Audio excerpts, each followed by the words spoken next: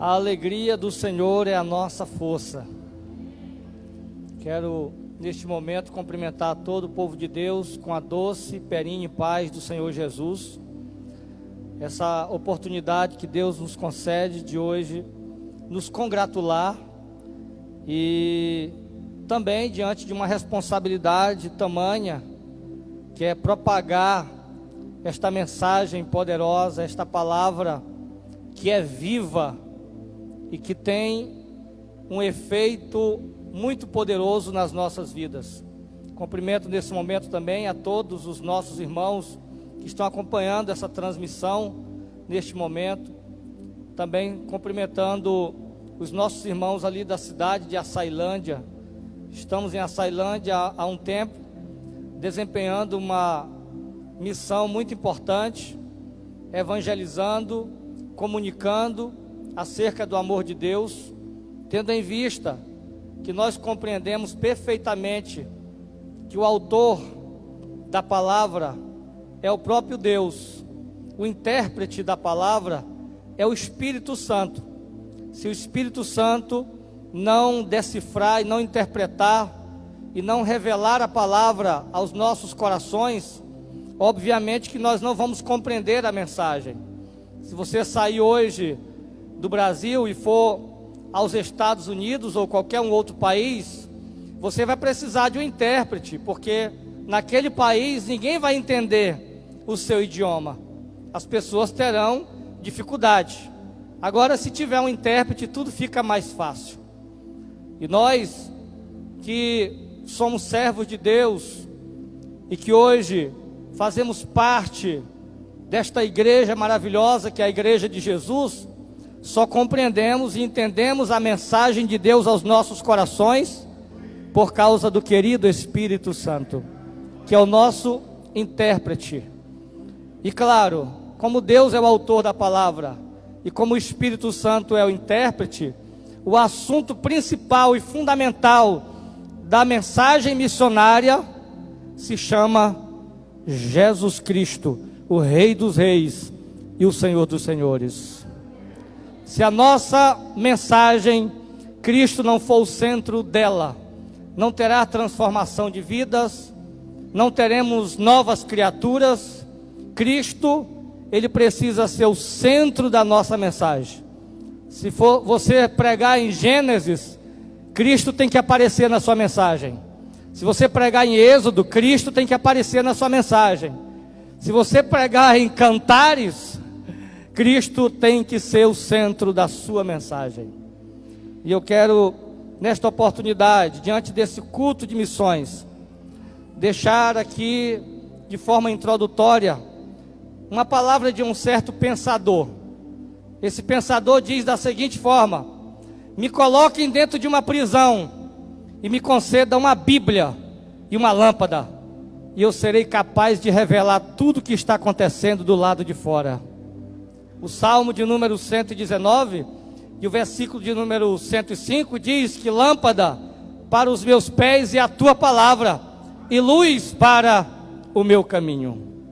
E diante desta palavra, desta carta magna, eu quero deixar uma mensagem que está em Mateus capítulo de número 28, versículo 19. A pastora Simone, pastor Ivaldeir, são os meus pais espirituais. Estamos ali em Açailândia, sobre a cobertura desses líderes, e glória a Deus por isso. E hoje, em conexão com a palavra que a pastora leu, eu quero dar seguimento. Mateus capítulo 28, versículo de número 19.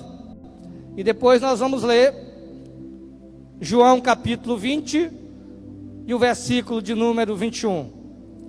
É uma palavra muito conhecida, mas é uma palavra apropriada para este culto de missões.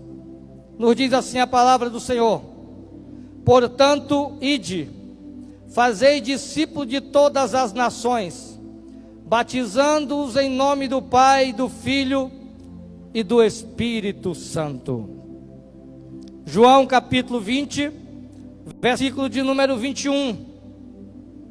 Disse-lhes então Jesus, segunda vez: Pai seja convosco, assim como o Pai me enviou, também eu vos envio a vós. Aleluia, glória a Deus. Queridos, levar uma mensagem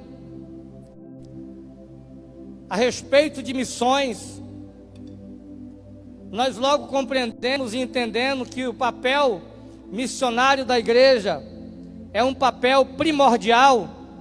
E eu sempre costumo dizer que se a igreja ela não for uma igreja missionária, ela pode ser qualquer uma outra coisa, menos a igreja do Senhor Jesus. Porque a igreja do Senhor Jesus, ela é uma igreja missionária. A igreja do Senhor Jesus, ela tem como prioridade o reino de Deus. Mateus capítulo 6 e o versículo de número 33. Buscar em primeiro lugar o reino de Deus e a sua justiça, e as demais coisas vos serão acrescentadas.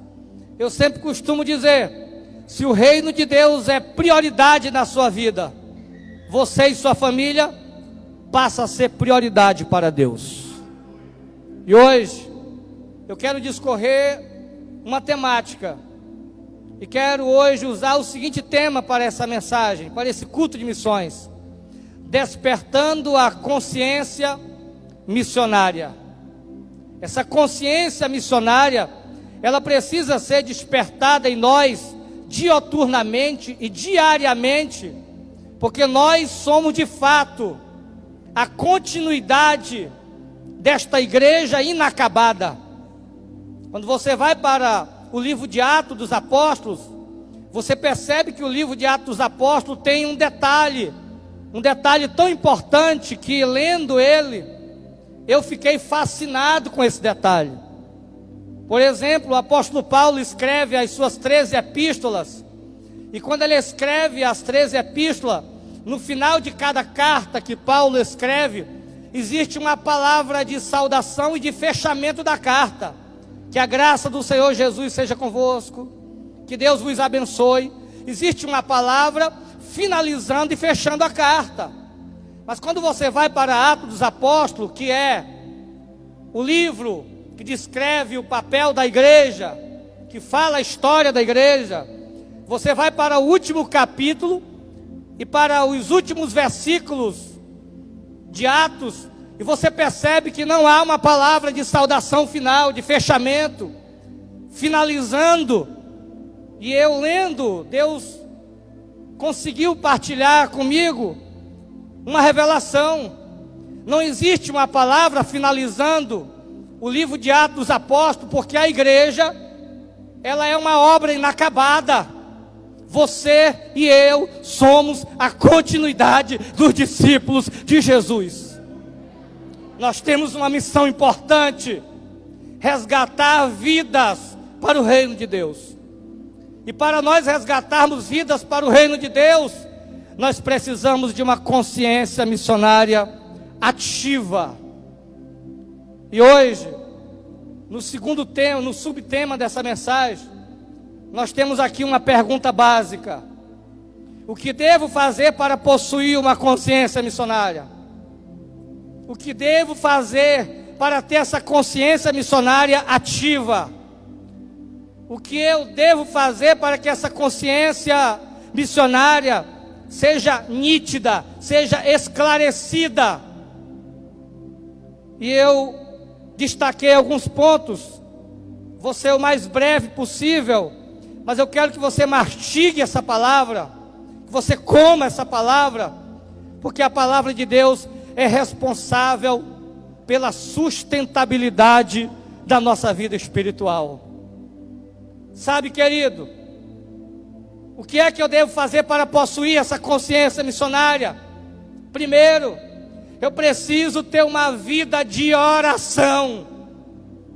Porque se eu não tiver uma vida de oração, essa consciência missionária vai estar adormecida em mim. Essa consciência missionária, ela não vai deslanchar, não vai despontar. Porque somente por meio da oração eu vou começar a sentir o grito dos perdidos na minha alma. Quando eu me aproximo de Deus, me relaciono com Deus, eu começo a orar, a buscar de forma intensiva Deus. Essa consciência missionária, ela começa a ser despertada de uma tal forma que na oração eu vou começar a ter compaixão das vidas. Através da oração eu vou começar a sentir amor por aqueles que são moradores de rua. Através da oração eu vou aprender a me colocar no lugar do outro. E ninguém melhor para ser um modelo de oração para nós, como igreja, do que o nosso Mestre Jesus. Jesus se reservava para ter um particular com Deus. Jesus não evangelizava de qualquer maneira. Jesus abastecia a sua vida, até porque ele estava cumprindo o seu papel como homem. E até mesmo em Marcos capítulo 3 e o versículo de número 13, quando ele foi escolher os 12 para serem apóstolos, e a palavra apóstolo não significa nada mais do que o enviado.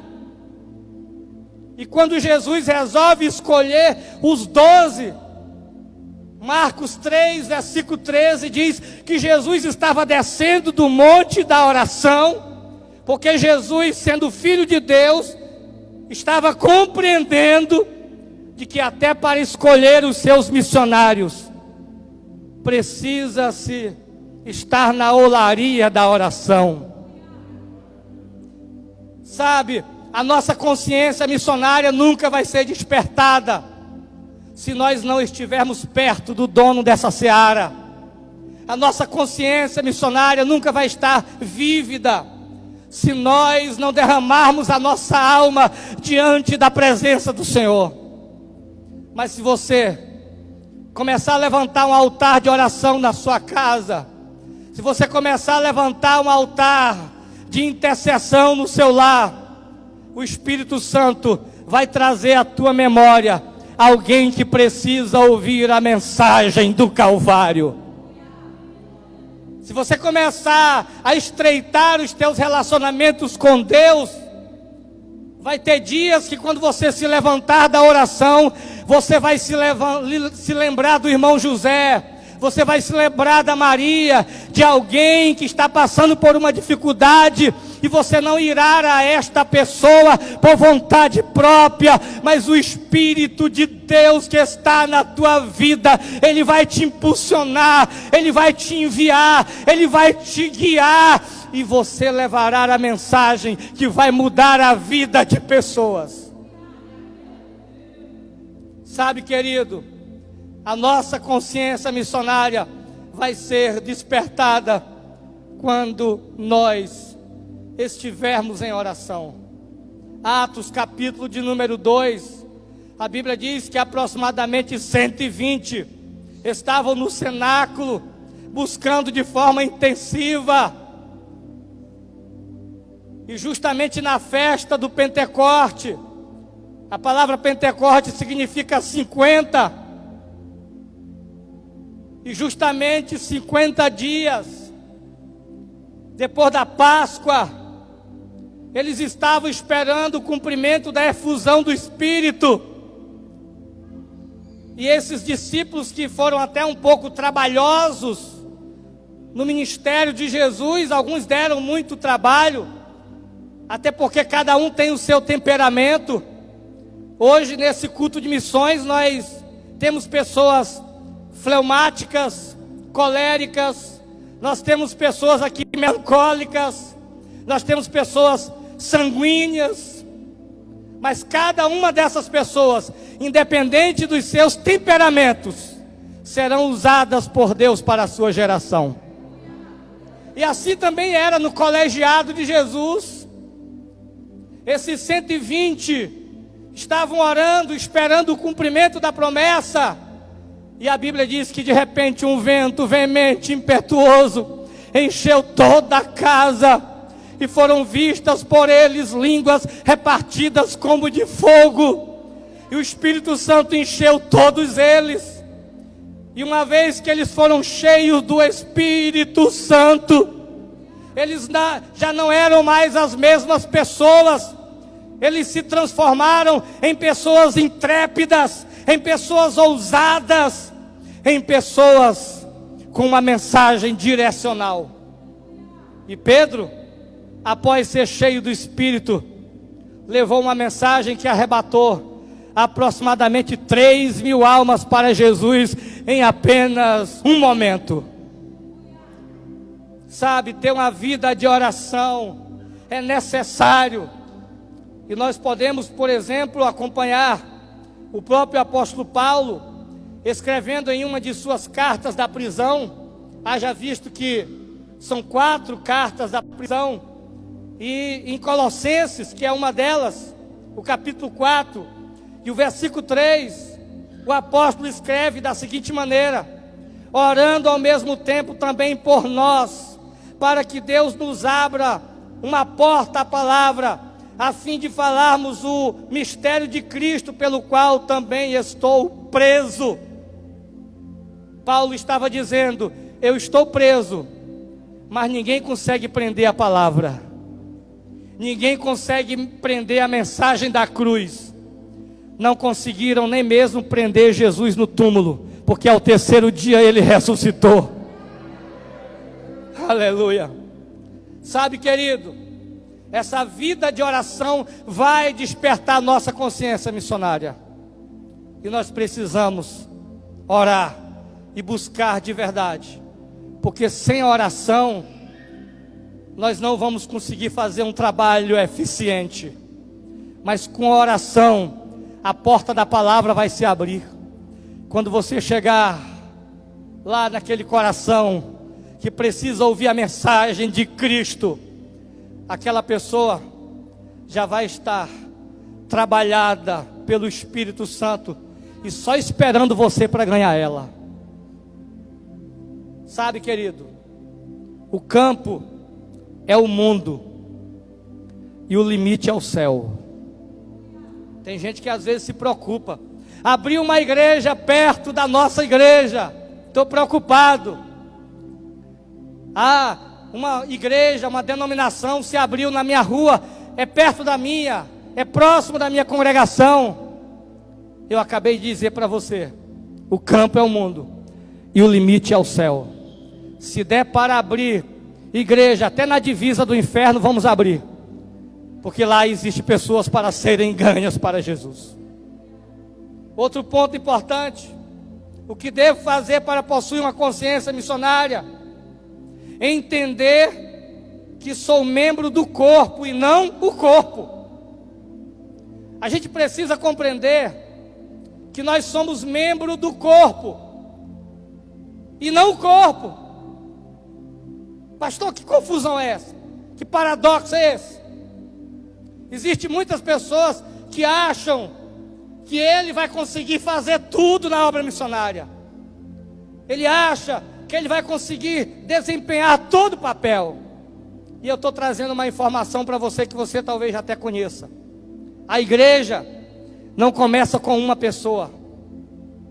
A igreja não começa com uma pessoa. A igreja começa a partir de 2 pessoas.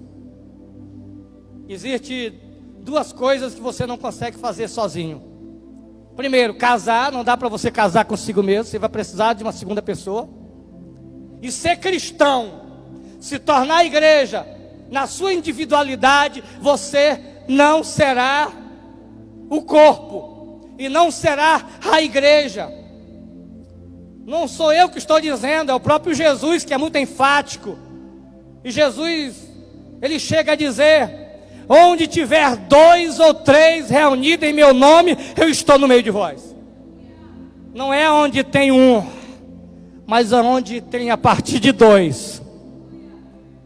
É por isso que a obra missionária, o trabalho missionário, não é feito na sua individualidade. Jesus pega os 70, ainda que a Bíblia não registre, mas eu vou usar a coerência do texto. Um deles disse: eu vou fazer o trabalho missionário sozinho. E Jesus olha para os 70 e diz: vocês só vão ser comissionados se vocês entrarem em acordo e saírem de 2 em 2. Se não for de 2 em 2, vocês não irão. Se vocês não saírem de 2 em 2, vocês não serão enviados. Porque a igreja não começa com uma pessoa. Sabe? Para nós despertarmos a nossa consciência missionária, nós temos que compreender que nós somos membros do corpo e não o corpo. Nós nos completamos um com o outro. E isso é importante nós compreendermos, justamente, querido, porque a nossa missão no campo missionário é árdua. E entenda uma coisa: você hoje, nesse culto de missões, pode ser um olho, pode ser uma orelha, pode ser um membro desse corpo. Mas para nós nos tornarmos um organismo vivo, nós precisamos uns dos outros. Nós precisamos uns dos outros. Nós precisamos dessa fraternidade, dessa comunhão. Nós precisamos compreender o Salmo de número 133. Ó, quão bom e quão suave é que os irmãos vivam em união. É como óleo precioso que desce sobre a barba e a barba de Arão. Nós precisamos compreender Atos 2:42, e perseveravam na doutrina dos apóstolos, e na comunhão, e na oração, e no partir do pão. Não dá para despertar uma consciência missionária achando que eu sozinho sou o corpo, eu sou um membro do corpo. Eu preciso de você, nós precisamos uns dos outros, porque o mundo está precisando de Cristo. Marcos capítulo de número 2, é Bíblia. Havia um paralítico, conhecido como o paralítico de Cafarnaum, e 4 amigos apareceram na vida do paralítico, e a ideia era levar este paralítico até o encontro com Jesus. Não sei como é que nós vamos fazer, mas nós temos que levar o paralítico até o encontro com Jesus. Imagine comigo se fosse só uma pessoa para levar o paralítico até o encontro de Jesus. Não conseguiria, não daria conta, não seria o suficiente. Aí os 4 decidiram: nós vamos levar o paralítico até o encontro com Jesus. Chegaram lá, a casa estava cheia, uma multidão tão expressiva na parte externa. Usando a coerência do texto mais uma vez, aparece entre os 4 um e diz assim: olha, eu acho melhor a gente voltar outro dia, porque a casa está cheia e a multidão aí do lado de fora aí, ó, é imensa. Aí aparece um segundo no cenário e diz: rapaz, a gente tem que dar um jeito de levar esse paralítico até o encontro com Jesus. Aí aparece alguém com uma ideia fenomenal. Eu tenho uma ideia. Qual é a ideia? Nós vamos abrir um buraco no telhado da casa, mas o paralítico vai se encontrar com Jesus hoje. Aí aparece o quarto e diz: eu tenho uma ideia mais brilhante ainda. Não adianta abrir um buraco no telhado da casa. A gente tem que abrir um buraco no telhado da casa, justamente lá onde Jesus está ministrando. Combinado. Os 4 se articularam, deram um jeito, se esforçaram, tiveram uma força deliberada. E não foi fácil. Abriram um buraco no telhado da casa e desceram o paralítico até a presença de Jesus. E quando o paralítico desce até a presença de Jesus, Jesus não olhou para o paralítico e disse: a ti te digo, pega o teu leito e vai para a tua casa. Não foi isso que Jesus disse ao paralítico. Jesus olhou para o paralítico e disse: perdoados estão os teus pecados. Eu disse na introdução que se a igreja de Jesus não for uma igreja missionária, ela não é a igreja de Jesus. A mensagem primordial não é a mensagem da prosperidade, não é a mensagem da cura do corpo físico, mas a mensagem prioritária é a mensagem de perdão de pecado, de salvação e de vida eterna. E eu e você precisamos entender eu sou um membro do corpo e não o corpo. Tem um paralítico que tem que chegar até Jesus. E eu vou precisar me juntar com a pastora Simone. E aí eu vou ter que convidar o Ramares também. Eu vou ter que convidar o pastor José Nilson ou qualquer uma outra pessoa. Eu tenho que convidar pessoas para cumprir esse importante papel missionário. Porque assim fica mais fácil a gente abrir buraco no telhado de casa para levar pecador até encontro com Jesus. Aleluia.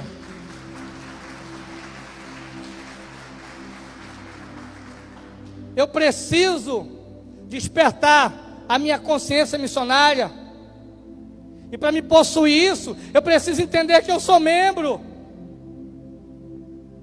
Sabe, querido, um adágio popular diz que uma andorinha só não faz verão. Sabe, Jesus, o nosso modelo, cumpriu um trabalho eficiente no campo missionário. Mas Jesus não fez a obra sozinho. Jesus sempre estava acompanhado dos seus discípulos. E aqui eu finalizo essa palavra. E eu quero nesse momento deixar uma ilustração marcada na sua memória, para você não esquecer jamais essa mensagem de hoje. Uma criança chegou para o seu pai e diante da sua infantilidade, olhou para o seu pai e disse: papai, a coisa que mais eu quero saber na minha vida é onde Deus mora. Eu tenho vontade de saber o endereço de Deus, papai. O senhor pode me dizer onde é o endereço de Deus? E o pai olhou para aquela criança e ficou espantado com aquela pergunta e disse: meu filho, é o seguinte, só quem pode responder para você o endereço de Deus é Adão. São os personagens da Bíblia. Começa a ler a Bíblia que você vai entender o endereço de Deus. E aquela criança começou a ler a Bíblia a partir daquele dia e começou a conversar com os personagens da Bíblia, começando por Adão. Chegou para Adão, claro, através das escrituras, e disse: Adão, eu quero saber onde Deus mora. Qual é o endereço de Deus? Você poderia me dizer onde Deus mora? Adão, olhando para a criança através das escrituras, disse: olha, Deus todos os dias vinha no jardim, na virada do dia ele voltava, e por incrível que pareça, Deus nunca deixou o seu endereço, nunca disse onde ele mora. O menino começou a percorrer a Bíblia e se encontrou com Abraão, e disse para Abraão: Abraão, eu queria saber o endereço de Deus, você poderia me falar onde Deus mora? Abraão disse para aquela criança: olha, todas as vezes que eu oferecia o sacrifício no altar, Deus descia, e quando Deus descia, recebia o sacrifício, mas Deus nunca deixou o seu endereço. O menino não desistiu, era insistente. Foi para Jacó, chegou em Jacó, disse: Jacó, eu quero saber onde Deus mora, você poderia me dar o endereço de Deus? Jacó, usando a coerência e usando a escritura, Daniel, sabe, olhou para aquela criança e disse: olha, rapaz, eu passei, foi a madrugada toda lutando com ele no Val do Jaboque, ele feriu a minha coxa, ele perguntou o meu nome, ele mudou o meu nome, mas ele não deixou o endereço dele. Aí o menino disse: rapaz, estou cansado. E aquele menino foi e se deparou com o apóstolo Paulo, aquele que escreveu as 13 epístolas, e começou a manter um diálogo com o apóstolo Paulo, e disse: Paulo, é o seguinte, eu já fui em Adão para me saber o endereço de Deus, e Adão disse que não sabia. Eu fui em Abraão, eu fui em Jacó, e nenhum deles sabia o endereço de Deus, e você vai ser o meu último cartucho. Você poderia me dizer o endereço de Deus, Paulo? E Paulo respondeu para aquela criança. 1 Coríntios capítulo de número 12. Aliás, 1 Coríntios capítulo de número 6, versículo 19. Ou não sabeis que o vosso corpo é santuário do Espírito Santo que habita em vós, o qual possuís da parte de Deus, e que não sois de vós mesmos, porque fostes comprado por alto preço? Glorificai, pois, a Deus no vosso corpo. Paulo respondeu para aquela criança: o endereço de Deus é a sua vida. Sabe, querido, o que eu tenho que fazer para possuir uma consciência missionária? Eu tenho que entender que eu sou o templo de Deus. Eu sou morada de Deus. E aqui eu finalizo a mensagem. Se você caminhar, Deus caminha. Se você visitar o pecador, Deus visita o pecador. Se você for ao hospital, Deus vai ao hospital. Se você for ao presídio, Deus vai ao presídio. O Espírito convence o homem do pecado, do juízo e da justiça. Mas o veículo, o automóvel que Deus usa é você.